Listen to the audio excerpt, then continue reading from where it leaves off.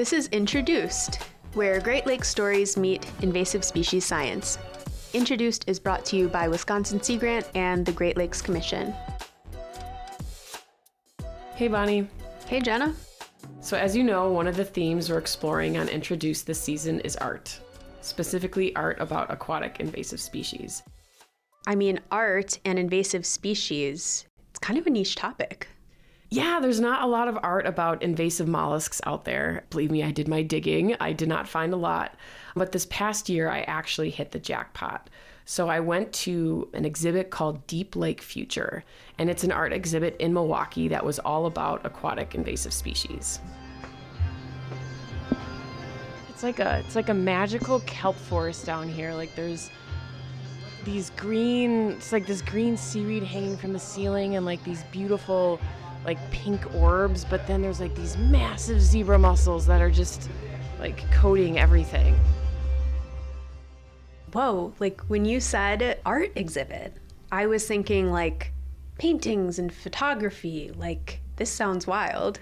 Yeah, and needless to say, this wasn't your typical art exhibit either. In fact, it wasn't like anything I've ever seen about aquatic invasive species before, and I'm not quite sure how I feel about it. It brought up a lot of feelings. So to help me sort through those, I brought on a special guest today, someone on staff who knows a thing or two about art and science, and that would be Ann Moser. Ann, can you introduce yourself for us? I'd love to. Hello, Jenna. Hello, Bonnie. It's great to be here. I'm librarian for Wisconsin Sea Grant. So I've spent 40 some odd years now as a science librarian. And so, I come to this job with more of a multidisciplinary perspective. In college, I studied art history, and I just absolutely loved it because for me, it connected me to just the beauty of art. So scientifically and also, ecologically, it's where we're at, this tipping point of invasive species and climate change. It's hard. It's hard work that you do, and it's hard to have those messages. I've always thought we need to communicate about this information in many different ways. How do you reach people to have them care about the Great Lakes? And art is a way into really difficult information, wicked problems we're facing. So in my career at Sea Grant, I've had an opportunity to do a variety of different projects where art and science and humanities, they kind of collide. So I guess it's just a personal interest, and I've seen how the power of art to communicate and to inform and to reach people about the Great Lakes has been pretty powerful. Yeah, thanks for being here, Ann. So Jenna, you go to this exhibit in Milwaukee. Tell me more about it. What does it look like? Yeah, the thing that I can relate it to is an aquatic invasive species haunted house. It was about 1,000 square feet. It was in an old gallery space, and they had transformed it into this underwater, futuristic kind of world. It was like a haunted house because it was immersive. And if you've been in a haunted house, it's like there's a story behind it. And the story behind it was that Lake Michigan had flooded, and we were in the future, and this was the world that we were living in. And aquatic invasive species had killed off 85% of native species. So it was this brand new, brave new world in Lake Michigan. But to be clear, this wasn't just a straight up science exhibit, as you can probably tell. There weren't signs explaining about how sea lamprey impacted the population of lake trout, for example, in the 20th century. The exhibit, it sounds like a lot of fun, which is kind of unique because I feel like in aquatic invasive species science, we don't have a lot of fun. It's not the thing that I think we lead with. I mean, I feel like a lot of the topics we talk about can be perceived as negative or stressful, especially if you're talking about a beloved lake changing. And that was a thought that was running through my head. Was I was having fun while going through this exhibit, and I'm like, is it okay to have this much fun? When aquatic invasive species can have a real negative impact on, waterways. And if we're portraying aquatic invasive species as fun and cool and whimsical, does that undermine the hard work of scientists who are trying to communicate the harm or the impact that these aquatic invasive species can have? So I was a little torn about that. Like, it was fun, but can I have fun? Is that okay to have fun? Definitely. Like, I would feel a little uneasy because so much of what you're trying to do with invasive species is to get people to care and to change their behavior and to think, oh, this isn't a good thing to see invasive species, say, hanging from my boat or in my lake. But it's true. Does this joyful message, is it a good idea? I don't know. Yeah, like I see clean, drain, and dry your boat signs all over lakes. You know, that's the kind of traditional message about invasive species, but I feel like this exhibit isn't really saying that. Yeah, the exhibit didn't have this very clear directive message of, stop the spread to prevent aquatic invasive species from traveling around. And that's what science communication would be for, right? Communicating this message of stop the spread. But is that art's duty too? I was thinking, like, does art have the same responsibility to share the message in that way? I wonder. I would love to ask the artist that. Yeah, and I have the same question as Anne. Like, I'm curious, what did this artist who created it, or artists, what were their intentions? Like, were they thinking about these questions too? They are really great questions, and I was lucky enough to talk with the artist who developed Deep Lake Future, and we sat down for a chat. Some people come and I think are expecting a lot more science when they come here. Other people are excited that this is an easy entry point for them to sit down with their daughter while they're coloring a zebra mussel sticker and say, hey, do you know what you're coloring? Let's talk a little bit about zebra mussels. That's Daniel Murray.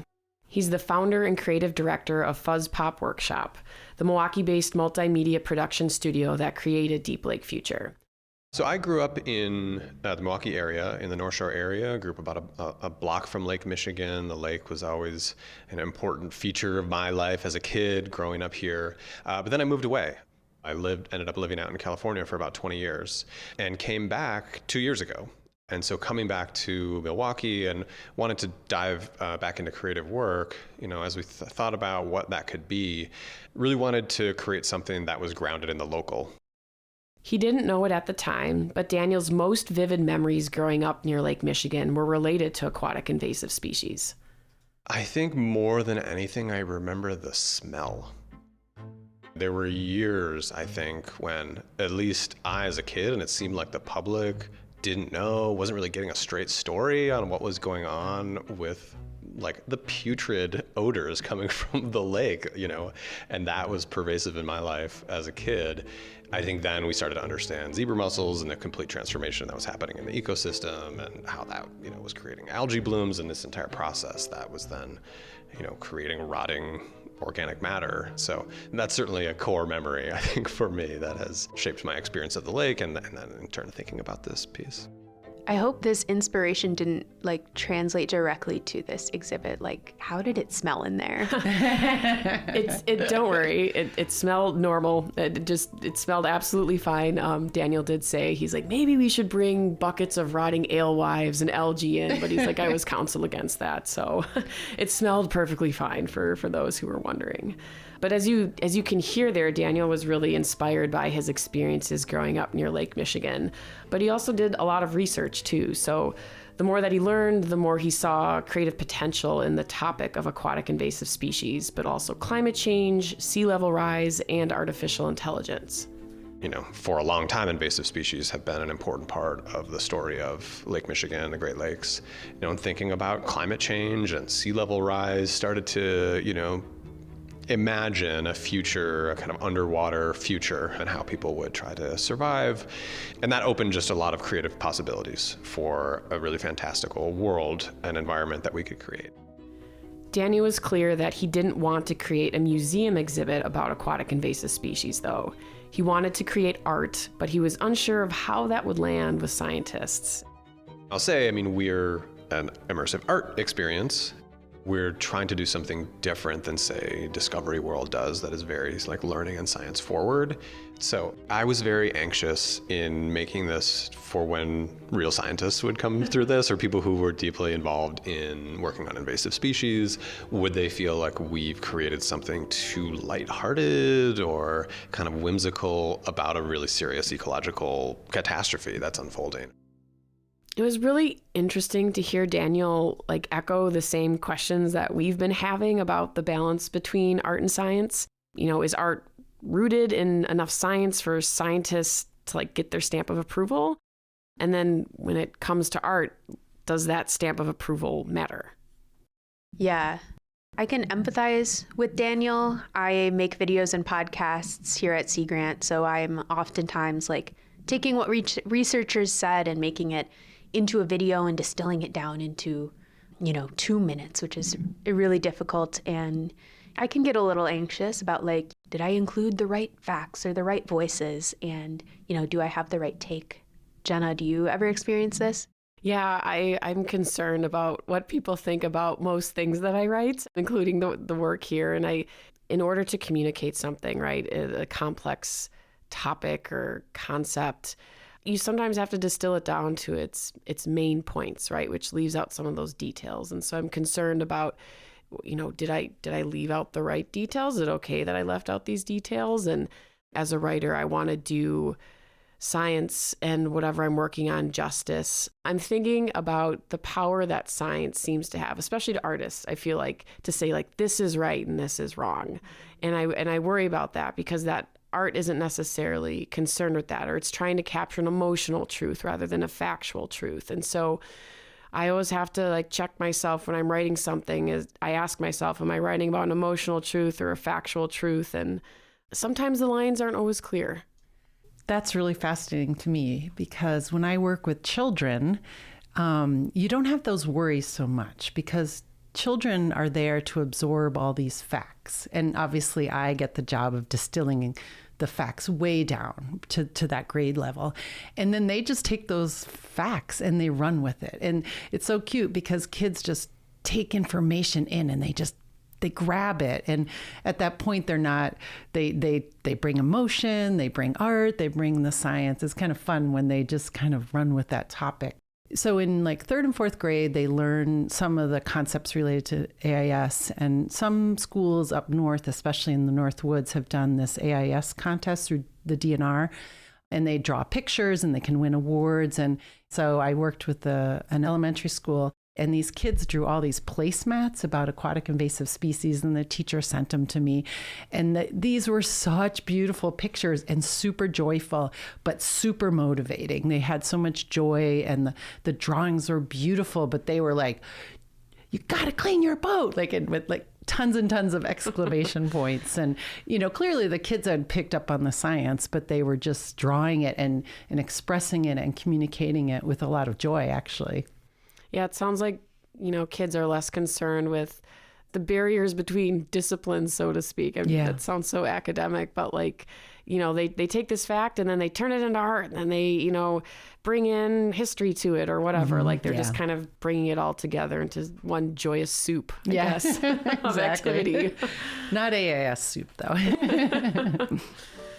So Daniel's remarks about science and art and what scientists will think got me thinking, though. So as you know, we have a lot of scientists hanging around here at Sea Grant. We do. We have a lot. You can throw a rock and hit at least 10 scientists around here. Not that we would ever throw rocks at scientists, right? No. Absolutely not. No rock throwing at scientists. But we could ask them if they'd like to go see some fun art with us and, hear what they have to say. Yeah, that sounds like fun. I know some scientists are kind of scared of art, so we might have to do some persuading. I feel like an art exhibit can sometimes be a haunted house to a scientist. Yeah, I think you're right. After the break, we will hear from 2 scientists who talk art, science, and mutant mussels on a trip through Deep Lake Future.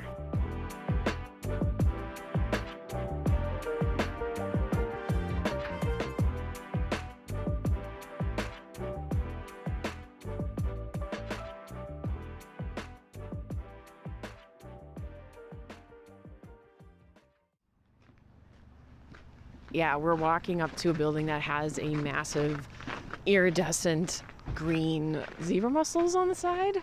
And this is it, Deep Lake Future. Here we are. Yeah, it's hard to miss. All right, now we have to look for our people. Are you Jenna? Yeah, are you Amanda? Hi, nice to meet you. Hi, nice.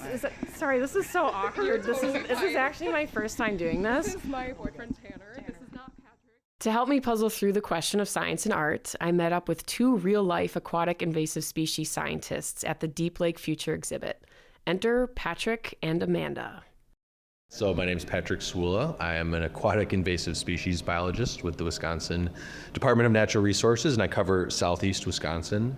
So I do a variety of different things, but the main thing is I work on prevention of invasive species introductions to the state, as well as responding to new findings. I'm the one that goes out and checks it out and figures out what we're going to do. Yeah, so my name is Amanda Schmitz. I am an aquatic invasive species coordinator. So essentially a lot of what Patrick just said is the same exact thing that I do. So I cover Waukesha County and Washington County exclusively. So being that that's in southeast Wisconsin, I do work very closely with Patrick and very closely with the DNR, covering response, monitoring of invasive species, and also a lot of outreach and education about them as well. I should say, there was no rock throwing or arm twisting to convince Patrick and Amanda to check out the exhibit. So they were genuinely really excited to see what the Deep Lake Future had to offer on the topic of aquatic invasive species. I'm a scientist first, and I don't have really an artistic bone in my body, so I'm looking forward to seeing a different perspective and like viewing it through a lens that's not the one I'm used to, and just seeing kind of like what types of perhaps emotional responses or things like that might the artist be trying to convey, because I think that there's, those of us that are science-minded really gravitate towards that, but there's a whole different way of understanding things that I think is valuable. Yeah, I've kind of purposefully avoided like pictures of it or reading about it or anything because I wanted it to be a surprise kind of when we came here. What I'm really interested to see is kind of how much of it is going to be like scientific versus very artistic, because those are two very different realms, obviously, but I think that they can come together in a really interesting way. So I'm intrigued to see kind of that intersection and what they've done with that. All right, are we ready to go in? I'm ready. Yeah. And we have to take off our coats probably because we were told that the lake is warm. Exhibit 4. Thank you for joining today's research expedition. We are entering the lake. So, what was that moment like walking into the exhibit? So for me, it really did feel like walking into another world. There's stuff everywhere for you to look at, like hanging from the ceiling, stuff coming up from the floor. There's lights, there's sounds, there's like different spaces to explore. And so it's drawing on all of your senses immediately when you walk in. What are your initial thoughts and feelings here? Like, what does it feel like to you? There's a lot going on. There is certainly a lot going on. I think that's my first thought. It's warm too, and I know that, and I'm curious if that's intentional. I feel like it kind of like, it does mimic some aquatic environments though, because sometimes you'll go to a lake or something that is just so overrun with plant life or zebra mussels or something like that, and you do get this really like, almost like claustrophobic, like thick feeling to it. I get that a little bit in here. Yes. So I agree with what Amanda and Patrick said about there being a lot going on. It almost felt like it was one of those I Spy books where you're supposed to find like this list of objects and this collage, this kind of chaotic collage of all these tiny items. And that was partly, I think, the fun of it, is that you're exploring this really unfamiliar landscape. But I will say it wasn't all unfamiliar. So as we walked around, Patrick and Amanda began to recognize some of the usual suspects from their day job as AIS professionals. And if I say AIS, I mean aquatic invasive species. That's kind of our lingo for aquatic invasive species.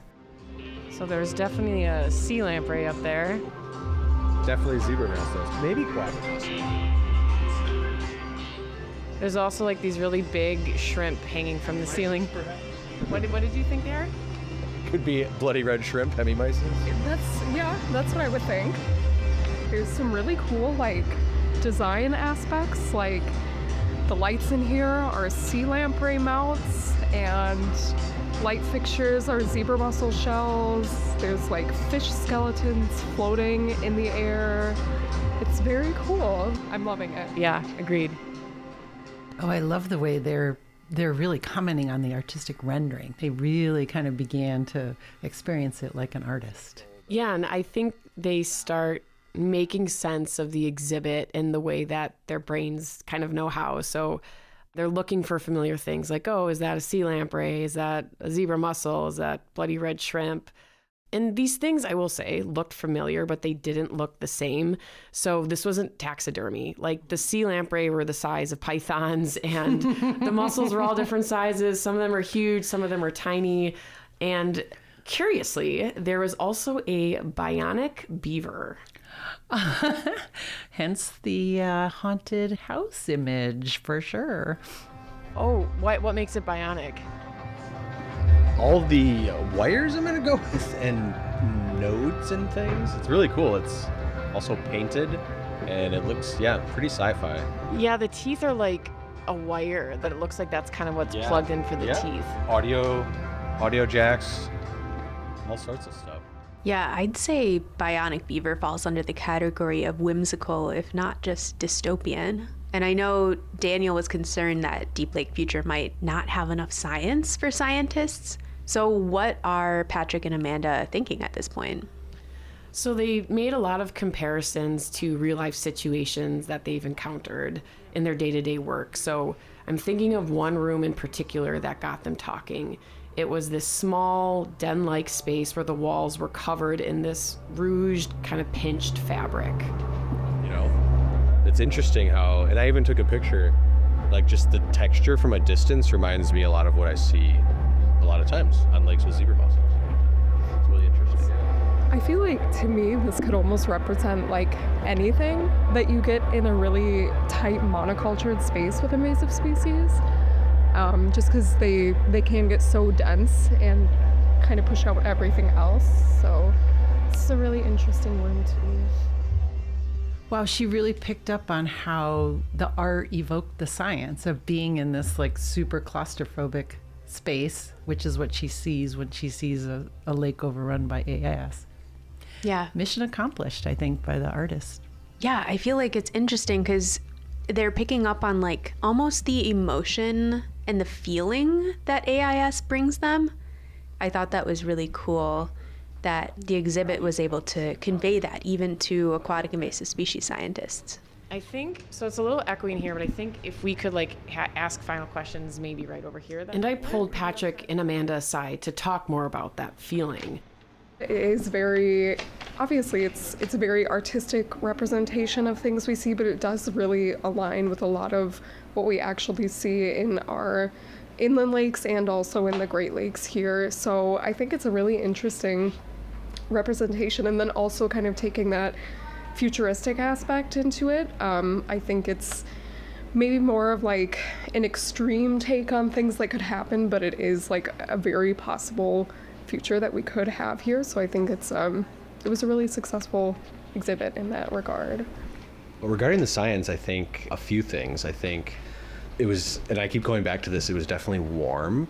And I bring that up, this isn't a climate exhibit, but it's related, they're inextricably related. As the world gets warmer, ranges of where things can live are going to be different, right? And if there's a lot of water that melts, that's this future, right? All the water melts and you get this kind of homogeneous conglomerate of everything all at once. I think another thing they accurately captured is what Amanda alluded to, some of those rooms where everything is the same. It's the same texture on the wall, and there's kind of almost like a suffocating feeling, I think. They really captured that feeling of claustrophobia that can occur sometimes. It doesn't always happen, but in certain conditions, certain cases, you can have these types of effects when you have an introduction of something that didn't grow up where it's now living. So going back to Daniel's original question, like, did they think Deep Lake Future was too whimsical though? I know they saw scientific merits in it, but did they feel that it made light of a serious issue? I don't think so. I think Patrick and Amanda appreciated that it worked for many different audiences, which is something I know you talked about, Anne.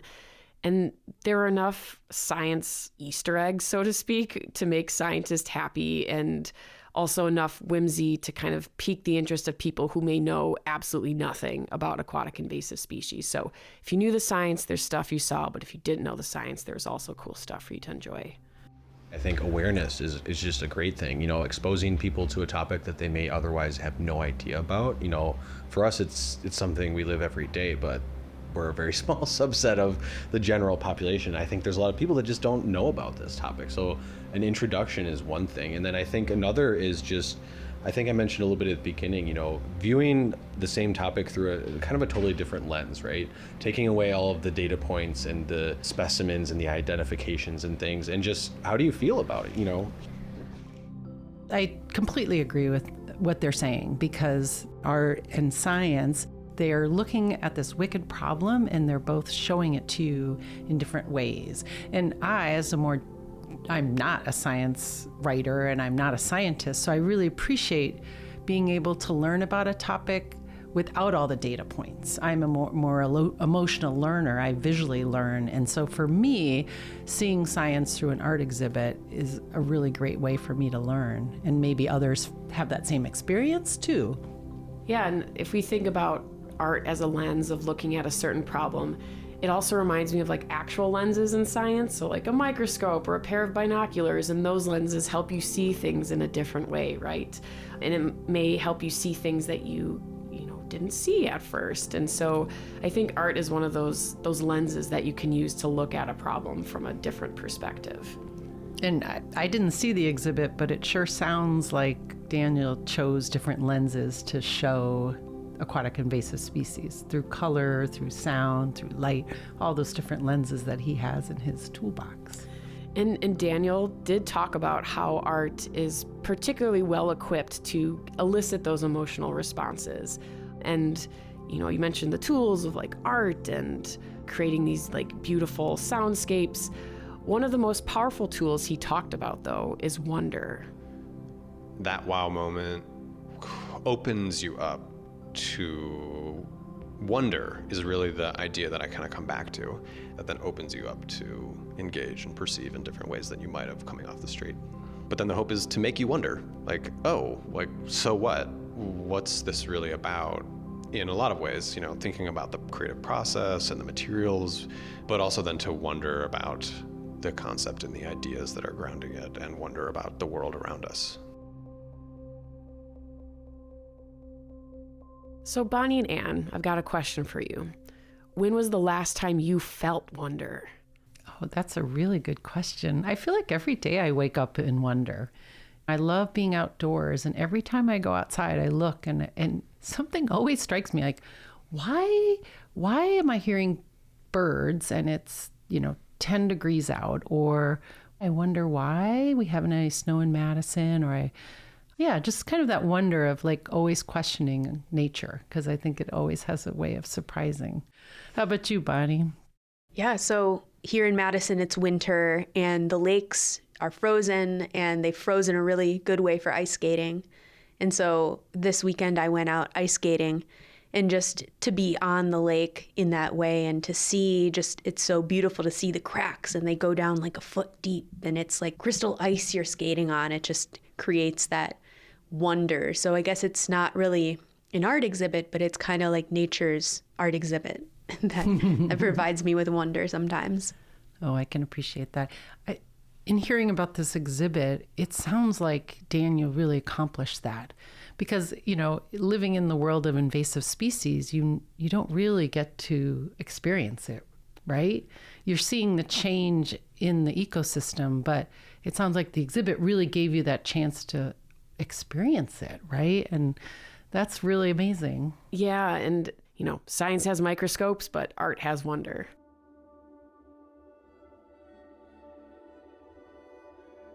So, Jenna, we heard what the artist had to say. We heard what the scientists have to say. But what about you? I mean, we started this and you were feeling conflicted about going to this art exhibit because, it is whimsical. And how are we supposed to feel about that? Yeah, I do feel less guilty about having fun going through the exhibit. It helped to hear Patrick and Amanda's takes on it, and that they weren't, too distraught by all of the whimsy and the kind of artistic liberties that were taken with some of those concepts. And I really loved what Daniel had to say about wonder. And how important it is to allow wonder to open us up to other stories, other ways of thinking, other ways of seeing. And so I think if you look at the exhibit through that lens of like, what new thing, what new way can I look at aquatic invasive species? How will this teach me? I think is very valuable. I guess, something I've been thinking about in this conversation is I talked with an artist a while ago, a number of years ago, and it reminds me of this idea of using art to communicate science, or science using art in whatever way. And I remember this professor said to me, he was an art professor, he said, artists and scientists should start from the beginning. They should look at a topic at the very, very beginning. Maybe that would dispel that tension or nervousness, because this art professor also had a degree in science. And so he was very thoughtful about a lot of this. And he felt that the way that artists and scientists from the outside appear so different, they're not. They want to make sense of the world. And maybe art wants to evoke wonder and science wants to evoke knowledge about a topic, but they both are interested in communicating, really, in their own ways. And so Daniel was very successful. And I think he really considered deeply, it sounds like, what the science said about AIS. And he sounds like he created an exhibit that could really communicate wonder about AIS, which I don't know if you would normally say that in a sentence. Yeah, I was nodding my head heartily when you were talking about artists and scientists all starting at the same starting line, because I think that allows you to see each other's processes, like how they work through this. And a lot of that is just such a mystery to people, right? And I think what's important about the exhibit too is that for many, it's just the beginning of the conversation. Like it opens up the conversation about aquatic invasive species and the Great Lakes. And I think whether or not you know a lot or know little, like it piques a lot of people's interests, is meant to pique people's interests. And Daniel told me that the DNR team actually came back to experience the exhibit and chatted with him about it. Yeah, that's really cool. Like maybe this type of exhibit also makes art less intimidating or abstract to scientists too. Yeah, I think that's the hope. Let's make more art that brings scientists to art and artists to science. Do you all feel compelled to create your own invasive species art now? I'm going to need a lot of help with that personally, but I don't know. I've had the thought, like I said, a few of my coworkers and colleagues have done or participated with some of these, various opportunities and created pieces. So I don't know, maybe I will. Next time there's an ask for a conference, I think maybe I could do maybe like a photography type thing. I'm interested in photography, so. This season of Introduced is written and produced by Bonnie Willison, Jenna Mertz, Tim Campbell, and Nicole Angel. Please subscribe, rate, review, and share this podcast with a friend. This podcast is a production of Wisconsin Sea Grant with support from the Great Lakes Commission. Thanks for listening, and see you next time.